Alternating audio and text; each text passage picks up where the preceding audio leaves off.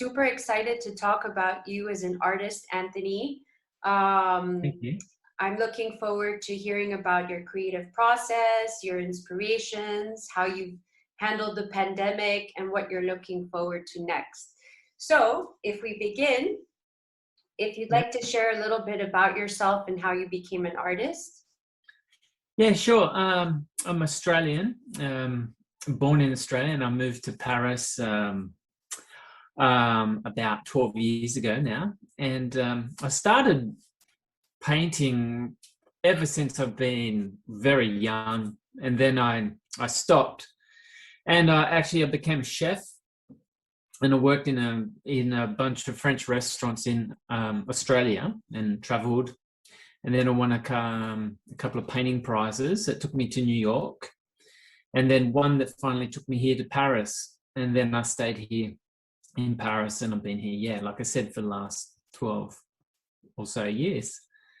But I've always sort of done things with my hands, whether it be stuff with food or with paint or paper or clay or stuff like that.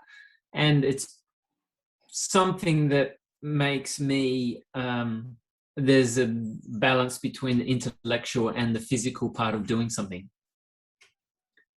Yeah, that's basically. So what kept you in Paris? Well, I did a residency when I moved here, and then I met my partner here, and then we got together, and I had a child, and then I set up a studio here, and yeah, I've been here for a while now. Yeah, it's all gone very quickly. Yeah, but then I've been traveling, backwards and forwards back to Australia and doing exhibitions all around the place, which has been good and busy. Were you busy during the pandemic? I was busy during the pandemic. I moved house. We moved house and moved studio and set up a new studio and kept, setting that up, getting that off the ground took quite a bit of effort because, to get up to a working sort of level. And then I've just been getting back into work and working very solidly and getting exhibitions happening and things happening for this year and for next year. Yeah, and also, like everybody in the pandemic, having to double back and reschedule things and ponder about life in at large and think, what am I doing? Yeah. Like everybody is out there at this point in time. So has your work changed as a result of these personal questions? My approach to work has changed. I don't think my work itself has changed, but I think my approach to working has changed a lot. I'm much more focused on what it is that I've got to do now. But I want to get back to that stage where some days when you go to the studio and you just meander a little bit. I mean, that's actually really important for creativity, that meandering, not having to fill in an application, not having to fill in another form or another thing to do like that, which is also very necessary. But during the pandemic, the deadline between things is shorter and shorter and shorter. So there's a huge amount of paperwork involved. Yeah, and that being able to meander a bit and to be able to connect all the dots. It's not even connecting, right? The dots, but it's like bringing references together and thinking about what it is that you want to do and say. That's important, and it comes with time.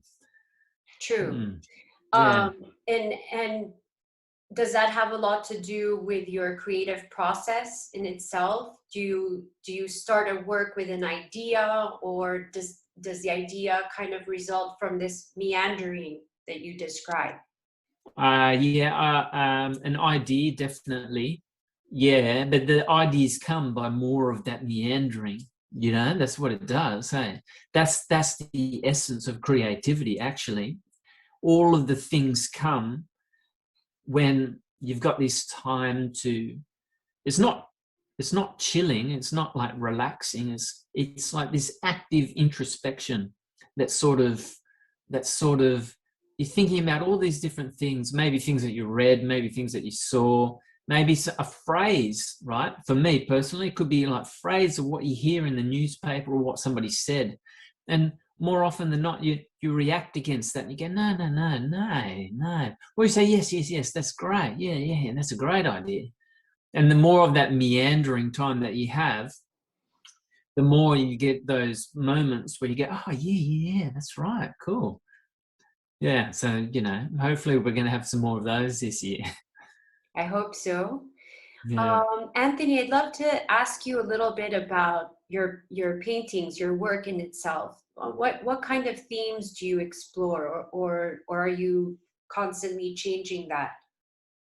Well, in terms of themes, I'm I'm interested in human rights, themes to do with human rights, and and um, I think I think that comes from having some violence in my past when I was growing up, and coming to grips with all of those things from when I was growing up in Australia, and and making sense of society and making sense of violence in society, making sense of how what the role of an artist's place is in society, and what it is that I want to be and what it is that I want to say. They're very actually difficult questions to answer. What it is, those things that what you want to say, and say it pretty succinctly. It's difficult. Yeah. Well, with that in mind, do you have an example of a response that someone's had to your work that will always stay with you, something really memorable that they said as a response of your work? Oh yeah. Well, I can't remember the exact wording. Oh yeah, I've had lots of people tell me amazing things, amazing things, amazing things. I've had people buy work off me because they told me straight away that I'd be famous. They said, yeah, we really believe you're going to be a famous artist. And I said, oh, well, that's great. That's great. I don't know why that is. And then I've had other people on the other end of the spectrum come and tell me that, like, for example, just receiving hate email from a painting that I made to do with Aboriginal history in Australia. And I received very negative emails from a certain individual who they didn't make themselves known over a period of time. And then you go, wow, how does that work? How does that work? One moment somebody wants to buy something and celebrate you like this, and then the other moment people are so disagree with you, you go, my God, what's going on? But you know what? You have to do what it is that you have to do, right? You have to stand your ground and you have to do it. And if it makes people feel uncomfortable, then, if you think that you're onto something that is connecting the dots in your personal thing, in your personal process, then you have to go for that. You have to go for that. I think that's why I'm connected to human rights. I think that's why I'm connected to people like throughout history, like Rosa Parks, for example, right? Who stood her ground. She was just an ordinary woman going, right, no, I'm not going to do that. I'm not going to move. I'm not going to get off the bus. I'm not going to change. I'm going to make a stand here. And it's good that people like that exist. It's powerful. And that act, that process, but that act continues throughout time. And that's interesting. I mean, many artists that I've been talking to over the years, their goal as an artist many times is to actually make their audience feel uncomfortable. they feel they've done their job by having someone question the work or feel angry or have even a negative emotion. Yeah. So it's very interesting. At the end, you can't make everybody happy, and you No. just have to make Okay. yourself happy that you are the one expressing your own ideas and that are coming and stemming from something that's inspired you in your life. So thank you for sharing that with us.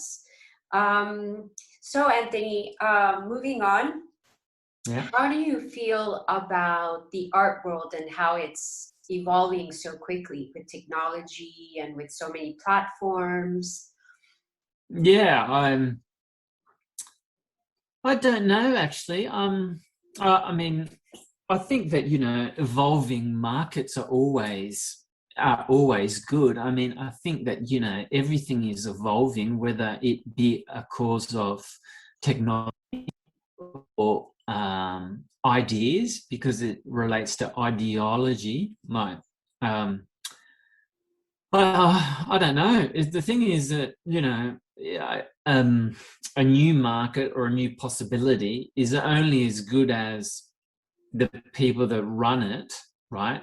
In terms of getting something out there, and like for something to work. I mean, this is the nature of business, then, isn't it? You need a huge spectrum of people to see something before it starts to work, before the momentum shifted in the other way. I guess in the same way as artwork and making art, you need a whole bunch of people to see you before things work, because it is a game of numbers as well. The more you talk and promote and sell work, the bigger the market becomes, the more people are interested in what it is. Unfortunately, money becomes part of it as well, right? But that's, money is also, you can do things with money as well, good things as well. So, you know, Yeah. it's a complicated situation without talking about specific context. So, Are you yeah. active using social media to promote your work and get engagement? Yeah, totally. Ever since it started, I've been on everything all the time. Yeah, it's totally important. I want to talk about what it is that I'm doing all the time, and I love that. I love the fact that somebody can discover that. It's whether people go, oh, okay, sure, but it's a good platform. I think it's probably more easier for people to be artists today than it ever has been, in terms of having a platform to speak about what it is that is inside them or making them tick along, right? Yeah, but also makes it a little more, not competitive isn't the right word, but it just feels that getting representation from a gallery just becomes so much more complicated, and the old system sort of is trying to adapt to all this exposure. No? Yeah, I think yeah, there's lots of noise. Yeah. There's lots of noise. Don't believe the hype, right? Yeah. Galleries do things for artists that you can't do yourself. You just can't. You're busy making the work. You're busy writing. You're busy like talking about it. You're busy promoting stuff.